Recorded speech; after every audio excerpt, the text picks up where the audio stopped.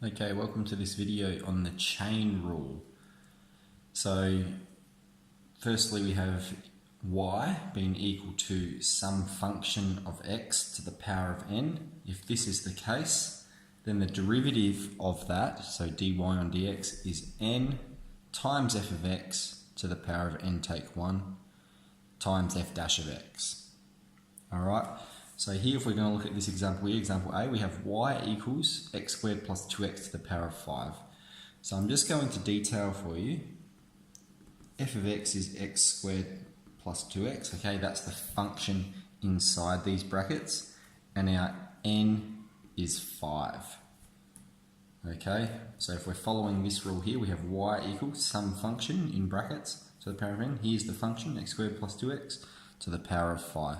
This step's not necessary in our working out, I'm just writing that down there for you so you can see that nice and clearly. Once we've established this, we just have to put it in our formula for the derivative using the chain rule. Okay, so that's going to be dy on dx equals 5 times f of x to the power of n take 1. 5 take 1 is 4. And we multiply that by f dash of x, okay? If this is fx, f dash is going to be 2x plus 2, the derivative of that. And that's our answer, okay? So this is the quick way of using the chain rule.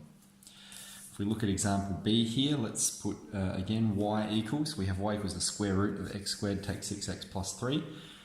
So for this one, the first thing we're going to do is write it as a power, all right? That is x squared take 6x to the power of 4 plus 3, and that whole thing is to the power of a half. Okay, we're applying the same rule up here. We have f of x to the power of n, so the derivative is going to be n times f of x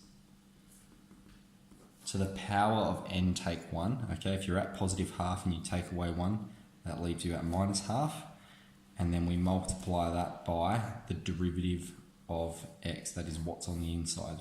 So that's going to be 2x, take 4 times 6 is 24, x to the power of 3, and the derivative of 3 is just 0. Okay, so we applied the exact same rule up here. F of x to the power of n, so we have our function to the power of n, so then the derivative is n f of x to the power of n take 1, so half f of x, half take 1, times the derivative of the inside, the derivative of f of x, the derivative of this part here. So that's our quick way for using the chain rule.